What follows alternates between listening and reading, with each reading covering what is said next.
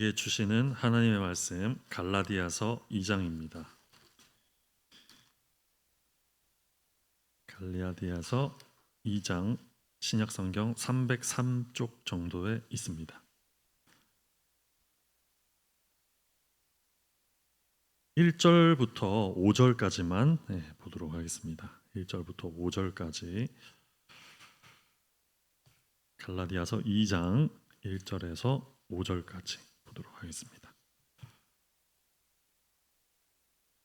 교독하시고 마지막 절은 함께 읽도록 하겠습니다. 1절에서 5절 제가 먼저 읽겠습니다. 14년 후에 내가 바나바와 함께 디도를 데리고 다시 예루살렘에 올라갔나니 계시를 따라 올라가 내가 이방 가운데서 전파하는 복음을 그들에게 제시하되 유력한 자들에게 사사로이 한 것은 내가 다름질하는 것이나 다름질한 것이 헛되지 않게 하려 함이라.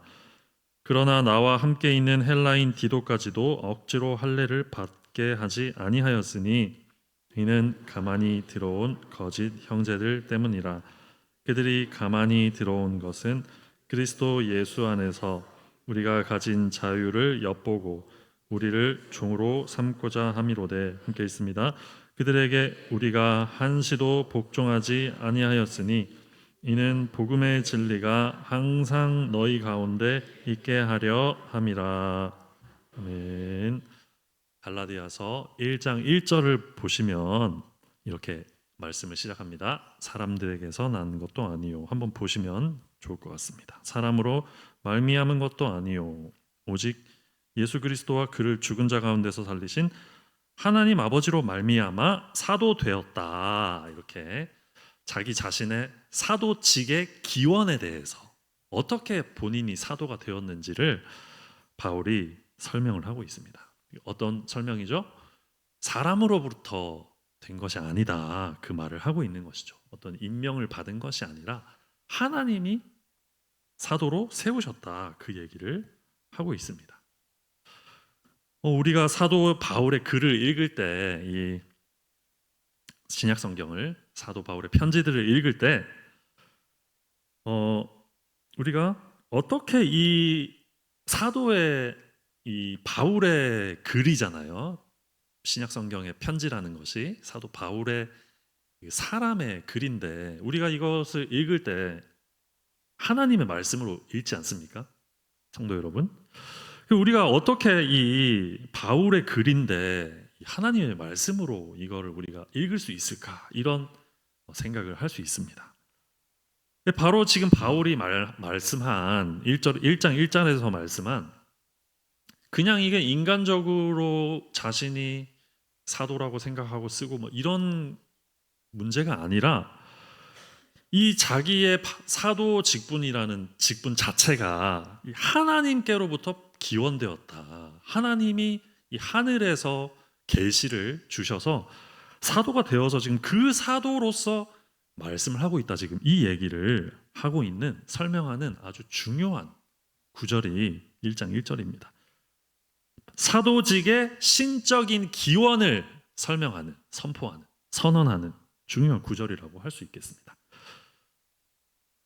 그러므로 우리는 어떻습니까? 우리가 이 성경을 볼 때, 이 갈라디아서 말씀이나 이 사도의 편지를 볼 때 어떻게 읽고 있습니까? 이거를 우리가 어떻게 받아들입니까? 이 하나님이 세우신 사도 직분을 세우신 자의 그 사도의 글이기 때문에 우리가 이것을 그냥 사람의 글로는 읽을 수 없는 것이죠. 그가 사도가 맞다면, 만약에 하나님이 보내신 신적 기원을 가진 사도가 정말로 맞다면 이 글이 그냥 보통 그냥 일반적인 뭐 인간의 뭐 자기 개발서라든지 뭐 이렇게 동기부여를 하는 그런 글이 아니라 정말 이 글이 하늘로부터 하나님께서부터 내려온 그 글로서 우리가 읽어야 하지 않겠냐는 것입니다. 내용이 아주 중요할 것이라는 말이죠.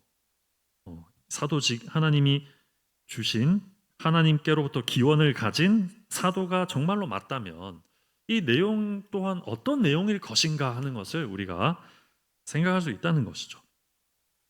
제가 지금 말씀드린 이 기원, 사도 직분의 기원은 지금 우리가 이게 받아들일 때도 굉장히 중요한 문제입니다. 우리가 이것을 단순히 사람의 글로 읽을 것인가, 아니면 정말로 하나님이 임명하신 그 사도의 글로 읽을 것인가의 문제는 지금 듣고 계신 여러분들도 굉장히 중요한 문제입니다. 이거를 내가 어떻게 받아들일까 하는 시작이 있다는 건데, 이때 당시에도 지금도 중요하지만 사도 바울이 사역하던 당시에도 굉장히 민감한 문제였습니다. 무슨 권위로 지금 이 복음을 전하느냐 하는 문제였던 것입니다. 사도 직분의 기원도 중요하지만 그 사도 직분을 가지고 가르치는 내용도 중요하겠죠. 그래서 1장 11절 12절을 보면 또 비슷한 얘기를 합니다. 내용에 관한 기원입니다. 내용에 관한 기원. 1장 11절 12절. 형제들아, 내가 너희에게 알게 하노니 내가 전한 복음은 사람의 뜻을 따라 된 것이 아니니라. 12절. 이는 내가 사람에게서 받은 것이 아니요 배운 것도 아니요 오직 예수 그리스도의 계시로 말미암은 것이라. 무슨 말이냐면 사도 직분도 하나님이 보내신 것이고, 내가 지금 가르치는 이 내용 무엇이죠? 두 글자로 복음입니다. 복음. 이 복음의 내용 또한 이게 지금 사람에게서 고안되어서 나온 게 아니라 예수 그리스도의 계시로부터 받았다, 지금 이 얘기를 하고 있는데 기원을 지금 말하고 있습니다. 복음의 기원. 근데 우리가 좀 생각해 봐야 할 사실은 지금 사람으로부터 이런 식으로 지금 표현을 하고 있지 않습니까? 바울이 11절 하반절을 보면 사람의 뜻, 사람의 뜻을 따라 된 것이 아니다 이렇게 말씀하는데, 정확히 표현하자면 지금 바울이 지금 직접적으로 얘기하지 않고 지금 돌려서 얘기하는 겁니다. 사람으로부터 된 것이 아니라. 이게 무슨 말이냐면 베드로에게 배운 게 아니라 이 얘기입니다. 지금 바울이 얘기하는 것은 사람으로부터 된 것이 아니라 예수님의 제자로 내가 들어서 지금 이거 알게 된 것이 아니다, 그 얘기를 하고 있는 것입니다.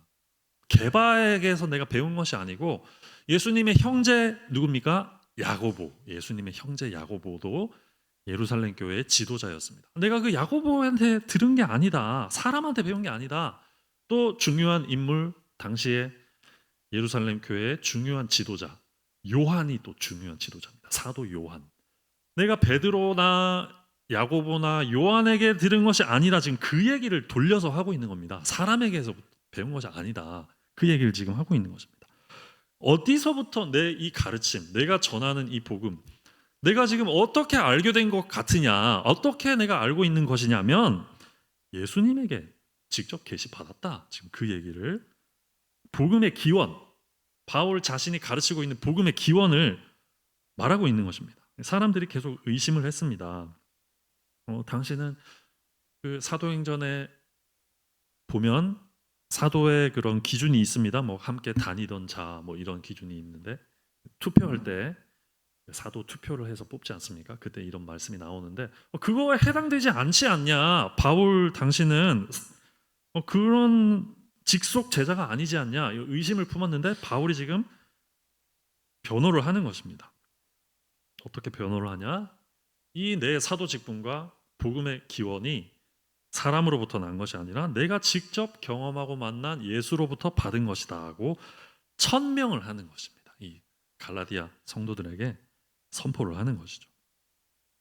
자, 여기까지 기원에 대해서 우리가 좀 생각을 해봤습니다. 그렇다면 우리가 어떻게 이 말씀들을 받아들일 것인가, 이 부분을 한번 좀 생각을 해보면 좋겠습니다. 만약에 이 바울이 방금 얘기한 대로 정말로 그것이 사실이라면, 이 바울의 사도 직분의 기원과 자기가 가르치는 복음의 기원이 사실이라면 정말 이 내용은 매우 우리에게 필요한 내용이고, 복음의 내용, 즉 바울이 말하는 복음의 내용이 있지 않겠습니까? 이 바울이 말하고자 하는 복음의 내용은 정말 예수님이 직접 바울에게 전하라고 알려주신 그 귀중한 가르침, 핵심적이고 소중한 가르침이지 않겠습니까? 제가 여러분에게 질문을 하는 것입니다. 정말 그렇지 않겠습니까? 만약에 이 내용이 사실이라면, 우리가 만약에 이걸 받아들인다면, 예수님으로부터 받은 복음이라고 우리가 이걸 인정한다면 얼마나 그 내용이 우리에게 지금 필요하고 절실하고 귀중할까 하는 말입니다. 말씀입니다. 우리는 물론 사도 바울의 가르침을 신적인 권위로 우리는 인정하고 있습니다. 우리는 그것을 받고 믿는 자들입니다.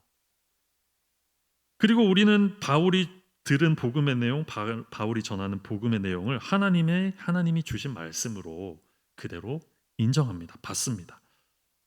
그렇다면 이제 여기까지 말씀을 나눴는데 문제는 뭐냐면 우리가 이 예수께서 주신 복음의 권위도 우리가 인정하고 바울이 받은 내용, 예수님이 주신 내용이다. 이것도 우리가 인정합니다. 믿습니다. 그러면 우리가 이 내용을 얼마나 잘 이해하고 있느냐 하는 문제가 남을 것입니다. 그렇다면 이 예수님께서 바울에게 직접 주신 이 복음의 내용 우리가 얼마나 잘 알고 있느냐 하는 것입니다. 그래서 제가 먼저 질문을 드리고 싶습니다. 우리가 가진 믿음의 내용은 어디로부터 기원했는가 하는 질문을 우리도 한번 가져볼 필요가 있을 것 같습니다. 지금 우리가 소유하고 있는 믿음이라는 것이 있지 않겠습니까? 우리가 가지고 있는 신앙의 어떤 그런 기준이나 개념이 저마다 아마 여러분들도 있으실 것입니다. 어디로부터 왔습니까? 그 믿음이 어디로부터 왔습니까? 신앙이 어디로부터 기원했습니까? 사람들 사이에서 지켜져 내려온 기독교 전통으로부터 왔는지 그저 교회에서 해오던 관습을 따라 형성된 것인지 내 믿음이 어디로부터 지금 형성됐는지 어떻게 이루어지게 되었는지 충분히 우리가 질문을 해볼 수 있습니다. 우리의 믿음은 어떻습니까?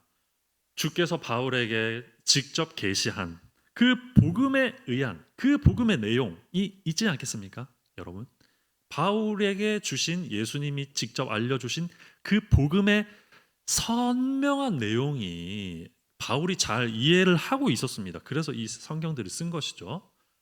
다시 한번 말하면 바울이 이해하고 직접 받은 그 복음의 내용을 우리가 그대로 선명하게 이해하고 그에 따른 믿음을 지금 가지고 신앙생활을 하고 있는가 하는 질문을 해볼 수 있다는 것입니다.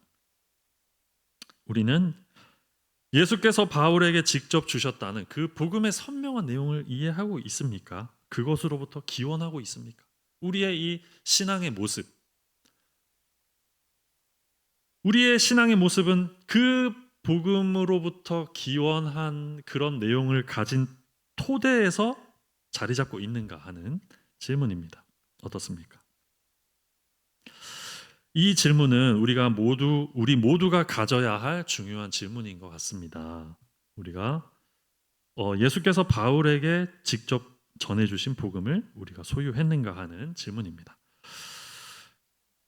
제가 드리는 이 내용들은 두 가지 정도로 생각을 해볼 수 있습니다. 말씀을 토대로 오늘은 4절, 5절을 중심으로 2장 4절, 5절 두 절을 중심으로 말씀을 살펴보려고 합니다. 첫 번째로 이 복음을 우리가 얼마나 잘 이해하고 있는가 하는 질문이 또 남습니다. 얼마나 선명하게 이해하고 있는가. 둘째로 그것을 얼마나 잘 보존하고 수호하고 있는가 하는 질문이 생깁니다.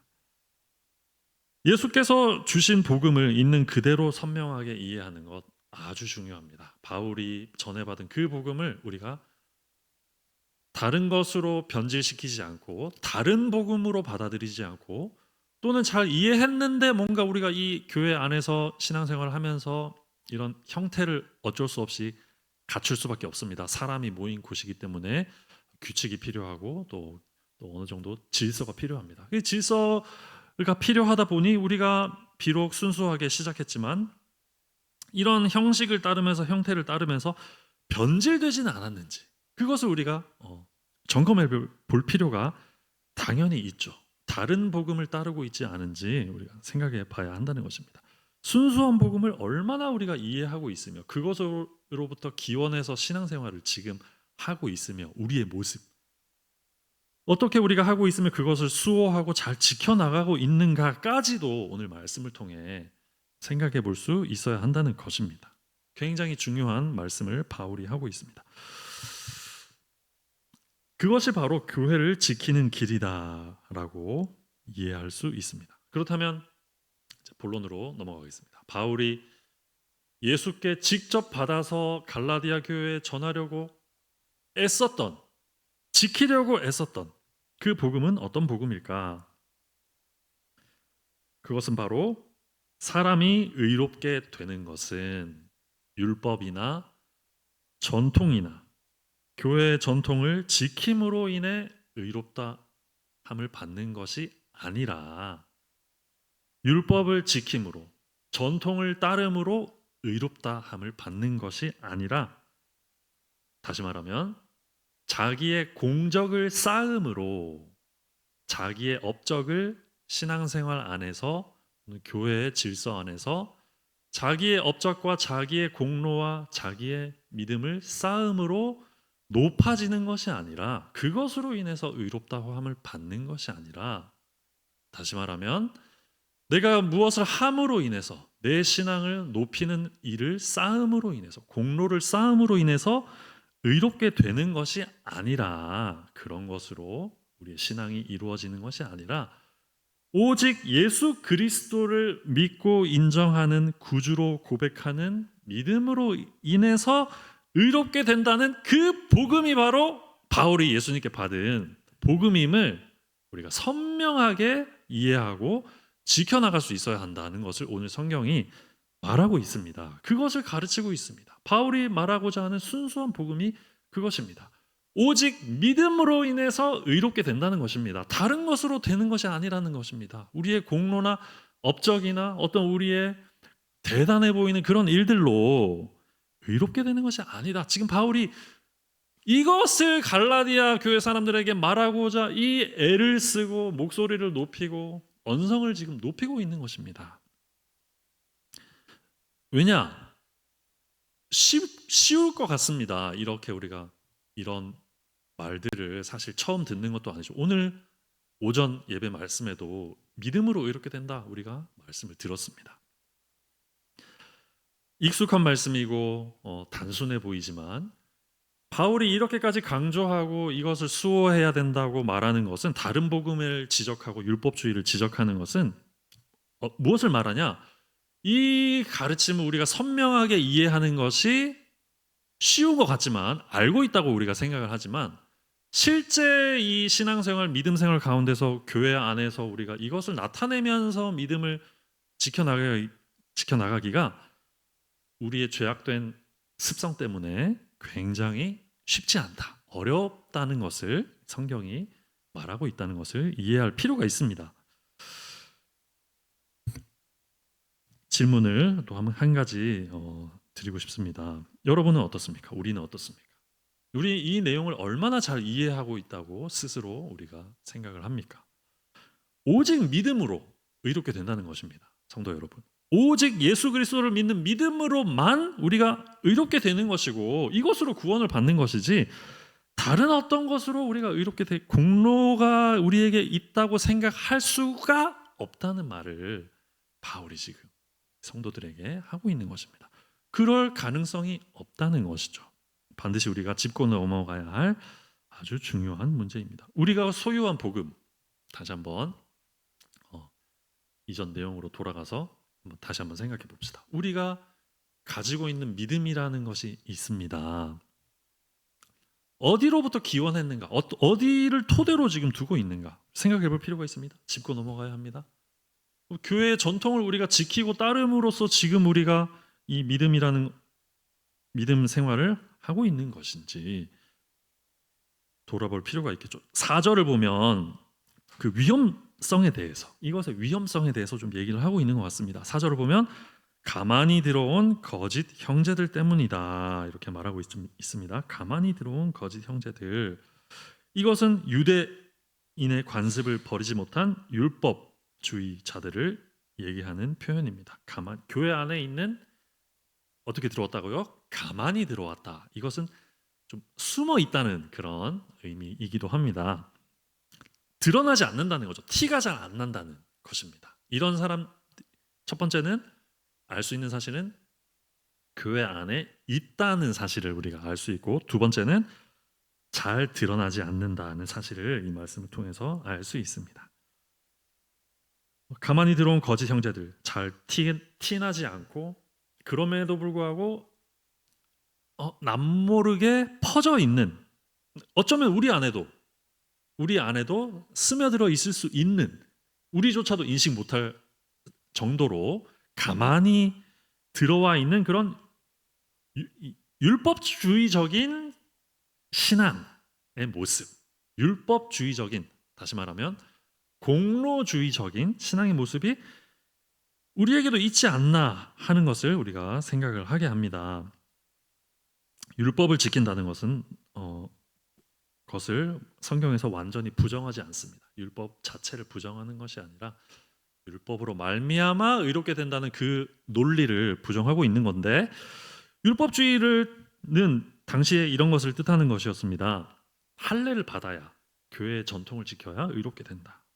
또 음식 규례를 지켜야 의롭게 된다. 또 아브라함의 자손이라야 의롭게 된다 하는 규칙을 지켜야지 내가 나의 힘으로 공로를 쌓고 나의 업적을, 종교적인 업적과 종교적인 의를 쌓아서 내가 이것에서 인정받고, 이것으로 인해 인정받고, 내가 쌓은 이런 종교적인 어떤 신앙적인 이 업적으로 인해 내가 뭐 높임을 받는다든지 인정을 받는다든지, 또는 내가 구원 얻을 만한 그런 인정을 받는다든지 하는 그런 논리가 바로 율법주의적인 논리였습니다.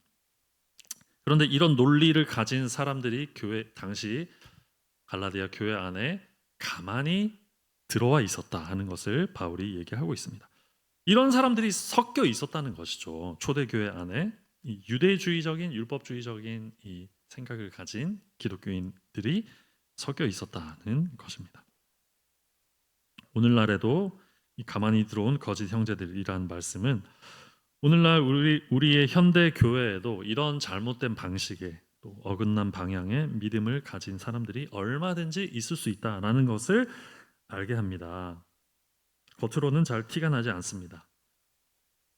겉보기에는 동일한 믿음의 모습을 갖추고 있을 수 있다는 얘기입니다. 하지만 정작 신앙을 나누고 이야기를 하다 보면 이런 얘기를 하더라는 것입니다. 바울이 말하기를 자기의 죄인됨, 자기 자신의 죄인됨, 전혀 무쓸모한, 구원에 있어서 하나님의 의를 얻음에 있어서, 의롭다함을 얻는 차원에 있어서 전혀 쓸모없는 죄인임을 인정하는 그런 죄인됨의 고백, 자기 자신 스스로의 죄인됨의 고백, 그런 얘기를 하기보다는 또한 그 죄인됨에도 불구하고 구원받을 수 없었을 죄인이었음에도 불구하고 모든 공로와 은혜를 예수님이 주셔서 내가 이룬 것은 전혀 하나도 없으며 오직 은혜와 믿음으로 받은 구원에 관해서 자랑을 하는 그런 말보다는, 예수님께 거저받은 은혜를 말하기보다는 이상하게 같이 신앙생활을 하고 얘기를 하고 대화를 하는데 자기의 공로에 관해서 계속 얘기를 하더라는 것입니다. 믿음으로 이루어낸 자기의 업적이라든지 자기의 공로라든지 교회 안에서 뭔가 열심히 하는 활동이라든지 이런 것을 계속 얘기하면서 그것에 주안점을 두면서, 그것에 관심을 두면서, 그것의 중요함을 얘기하면서 교회에서 열심히 세운 종교적인 업적을 내세우더라는 것입니다. 그래서 바울은 이런 태도에 대해서 화를 내면서 갈라디아서를 쓴 것입니다. 우리가 알아야 할 것은 이런 자기 공로주의적인 이런 생각은 바울이 예수께로부터 직접 계시받은 내용입니다. 이건 우리가 굉장히 알아야 되고 지켜나가야 될 그런 내용이겠죠. 방금 말씀드린 순수한 복음입니다. 오직 믿음과 은혜로만 의로워진다는 이런 복음입니다. 그런데 우리가 이렇게 생각하는 것, 자기의 의를 생각하고 자격이 있다고 생각하고, 왜 자격이 있습니까? 내가 한 것이 있기 때문에 자격이 있게 되는 것이죠. 우리가 그런 착각에 빠질 수 있다는 것입니다. 내가 신앙 안에서, 믿음 안에서 내가 어떤 이룬 업적이나 내가 받은 어떤 그런 것이나 한 일 때문에 나는 이런 자격을 얻을 자격이 있는데, 이렇게 생각하는 것이 이 예수님이 직접 계시해 주신 순수한 복음과 너무 동떨어져 있는 믿음의 우리가 자세라는 것입니다. 그런 태도라는 것이죠. 이 사실을 알아야 한다는 것이죠. 이런 공로주의적인 또 생각은, 율법주의적인 생각은 세상의 논리에서는 맞는 일이겠죠. 어떤 기업이나 어떤 비즈니스적인 측면에서는 맞는 말일 것입니다. 한 만큼 얻고 우리가 이룬 만큼 보상을 받고 한 것은 이 세상에서는 당연히 통용되는, 인정받는 그런 논리죠. 기업에서는 이것을 권장할 만합니다. 왜냐하면 이렇게 잘해서 뭐 기업이 더 잘 되고 그 사람에게 더 많은 이런 인센티브를 주고 그럼으로써 발전하게 되는 이런 논리는 좀 이 자체가 나쁜 건 아니죠. 우리가 이런 걸로 또 비즈니스도 하고 또 사업도 이뤄갈 수 있습니다. 하지만 교회는 그런 공로주의가 통하지 않는 곳이라는 걸 우리가 이해를 할 필요가 있다는 것입니다. 자기 업적이 이곳에서는 있지가 않다는 것을 우리가 이해할 필요가 있다는 것입니다. 그것이 예수님이 바울에게 직접 계시해 주신 복음의 내용이라는 것이죠. 자기 공로와 자기 업적이 없다는 사실을 순수하게 우리가 이해하고 선명하게 그런 이 지식을 가질 필요가 있다는 것입니다. 이것을 믿어야 한다는 것이죠.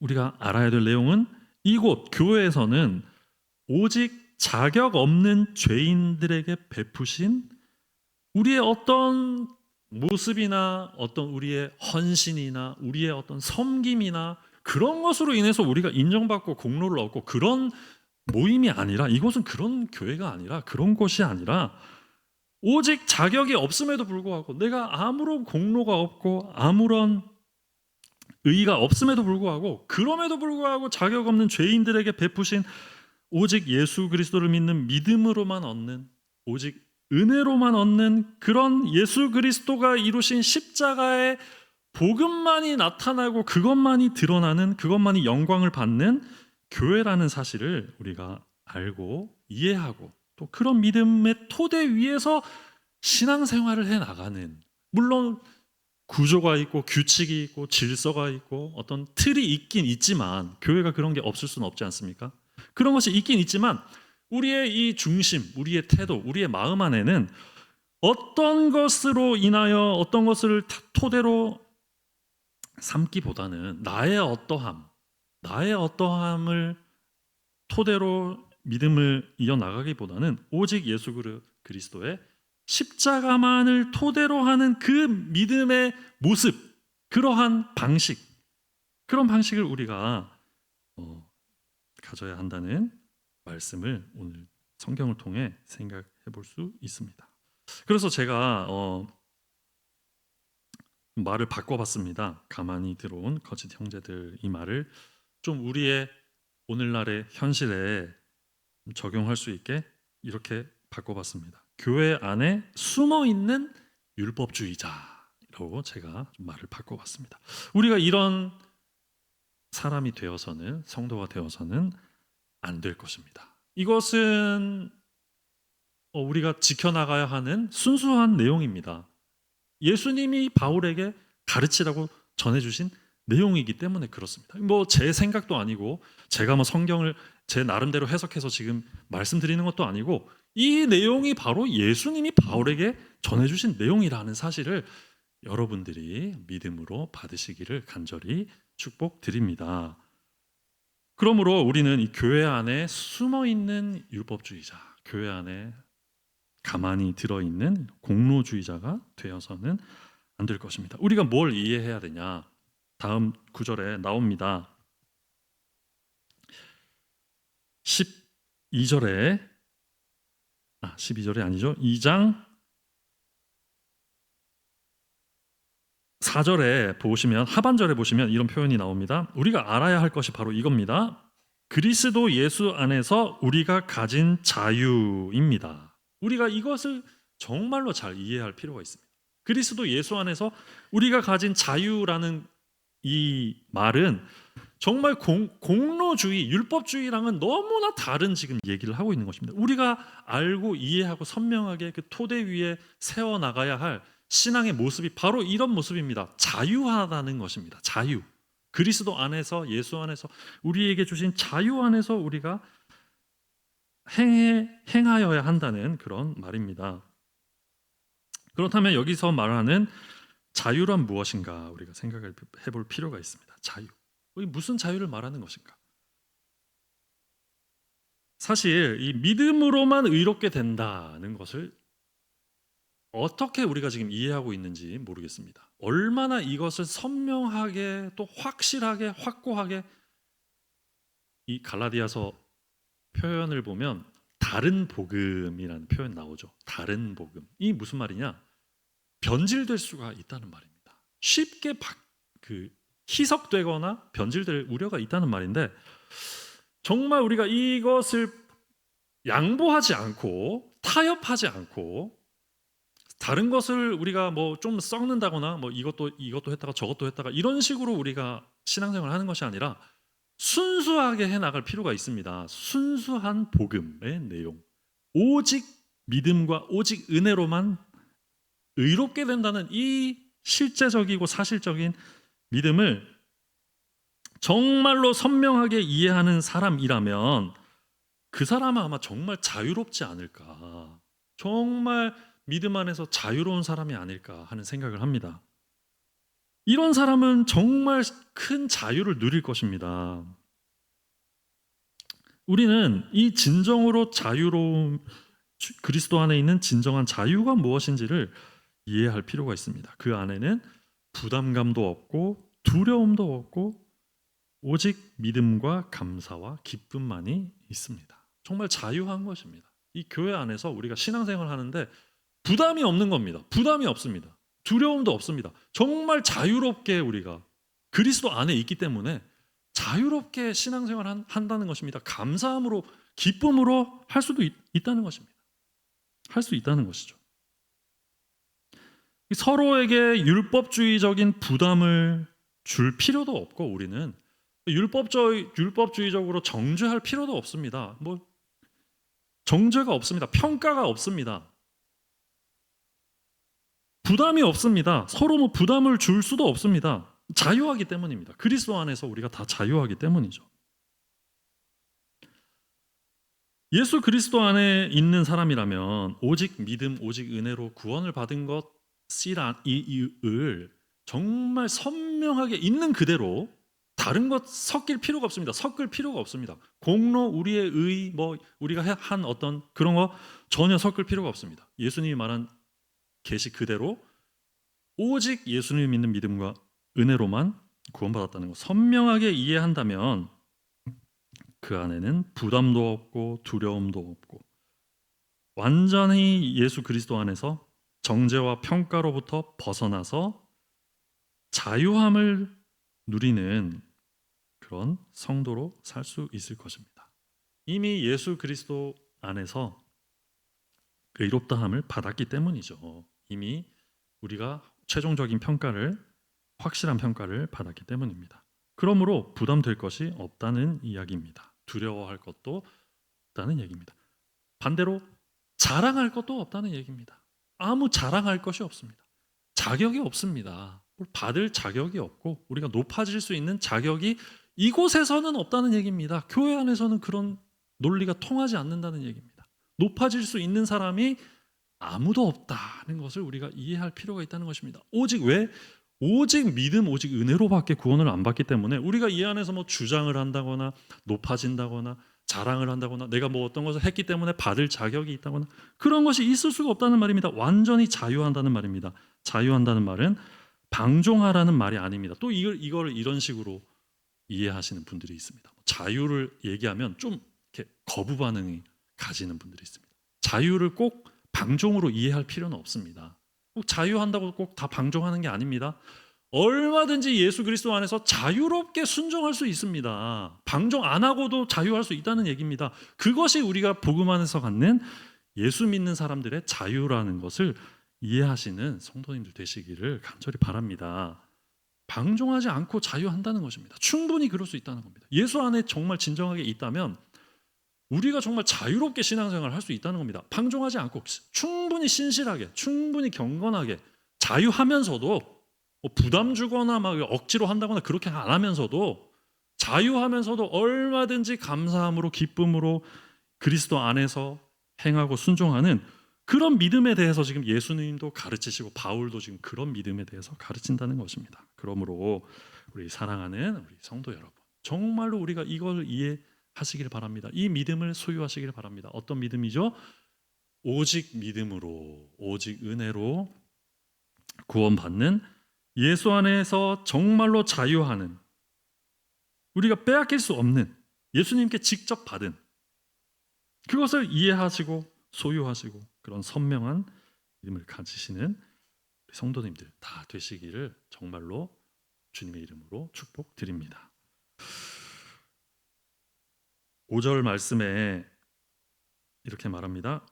그들에게 우리가 한시도 복종하지 아니하였으니, 한번 따라서 말씀해 볼까요? 그들에게 우리가 한시도 복종하지 아니하였으니, 한시도 복종하지 타협을 안 했다는 말입니다. 바울은 이것에서 타협하기 싫었다는 말이죠. 왜 그렇습니까? 예수님이 직접 가르치신 것인데 이걸 우리가 양보하거나 다른 것에 혼합할 수 있겠습니까? 그럴 수 없다는 것이죠. 한시도 복종하지 않았다. 율법주의적인 가르침이 있을 수 있습니다. 그 당시에도 있었습니다. 갈라디아 교회에도 있었습니다. 가만히 들어옵니다. 숨어 있습니다. 우리 마음속에도 마찬가지입니다. 이 교만하려고 하는, 드러내려고 하는, 나를 높이려고 하는, 내가 어떤 거 공로를 쌓아서 인정받으려고 하는 이런 죄성이 항상 있기 때문에 이걸 그냥 방치해두고 신경 안 쓰고 하다 보면 가만히 들어온다는 것입니다. 숨어있는 율법주의자가 생겨난다는 것입니다. 그런데 바울은 오늘 성경에서 말씀합니다. 한시도 복종하지 않았다. 이것에서 타협을 하고 싶지 않다. 이것에서 물러나고 싶지 않다. 오직 믿음과 은혜를 포기할 수 없다는 것입니다. 이 예수 그리스도에 의한 은혜와 믿음을 지켜나가고 싶다는 것을 바울이 말하고 있습니다. 우리 또한 그래야 한다는 것입니다. 지켜내야, 제가 앞 서두에 말씀드렸습니다. 이해만 하는 것에서 그치지 않고, 왜냐하면 변질될 수 있기 때문에, 혼합될 수 있기 때문에 이거를 지켜나가야 한다는 사실입니다. 한시도 복종하지 아니하였으니 말씀처럼 우리 또한 그래야 한다는 것이죠. 한시도 이것에서 우리가 복종해서는 안 됩니다. 다시 한번 말씀드리면 어떤 것에서 우리의 신앙을 지켜야 합니까? 그것은 바로 내가 무엇을 했기 때문에, 신앙 안에서 내가 위대해지지 않는다는 사실을 우리가 인정할 필요가 있다는 것입니다. 내가 신앙적인 일을 했기 때문에, 내가 교회 안에서 어떤 헌신을 했기 때문에, 어떤 섬김을 했기 때문에 내가 신앙적으로 높아지지 않는다는 사실을 인정할 필요가 있다는 것입니다. 받아들일 필요가 있다는 것입니다. 내가 교회에서 만일 우리가 교회에서 어떤 공로가 있다고 생각한다거나, 내가 교회에서 어떤 업적을 쌓았다고 생각한다거나 높다고 생각한다면 그것이 바로 가만히 들어온 거짓 형제일 가능성이 있다. 그것이 바로 율법주의자라는 사실을 우리가 알 필요가 있습니다. 또한 한 가지만 더 말씀드리면, 내가 받을 자격이 있다. 어떤 것을 내가 얻을 자격이 있다. 왜 얻을 자격이 있습니까? 무엇을 했기 때문이죠. 교회에서 어떤 것을 행하였기 때문에 내가 이것을 얻을 자격이 있다고 이제 생각을 할 수는 있는데, 우리 죄성 때문에 당연히 그렇게 생각할 수 있습니다. 거부해야 한다는 것입니다. 이런 생각을 받아들여서는 한시도 복종해서는 안 된다는 사실을 여러분이 반드시 믿으시기를 바랍니다. 우리는 오직 믿음, 오직 은혜로만 사는 자들입니다. 그것이 바로 교회 안에서의 복음 안에서 진정한 자유입니다. 말씀을 정리하도록 하겠습니다. 이 사랑하는 성도 여러분, 믿음 안에서 자유케 되시기를 간절히 축복드립니다. 5절 하반절 말씀 결론입니다. 2장 5절 하반절 말씀. 복음의 진리가 항상 너희 가운데 있게 하려 함이라. 사랑하는 성도 여러분, 순수한 복음을 항상 지켜나가시는 우리 성도님들 되시기를 간절히 축복드립니다. 5절 하반절 말씀처럼 복음의 진리가 여러분 가운데 항상 있게 되기를 소망합니다. 그러니 그 복음의 진리를 이해하시고 선명하게 받아들이시고 타협하지 마시고 내어주지 마시고 한시도 복종하지 마시고, 그런 가르침을 예수님께서 직접 계시하신 복음의 진리를 항상 투명하게, 순진하게, 순수하게 있는 그대로 소유하게 되시는 투명한 그리스도인, 복음을 소유한 믿음의 그리스도인 성도님들이 다 되시기를 주님의 이름으로 축원합니다. 기도하겠습니다. 하나님 아버지, 은혜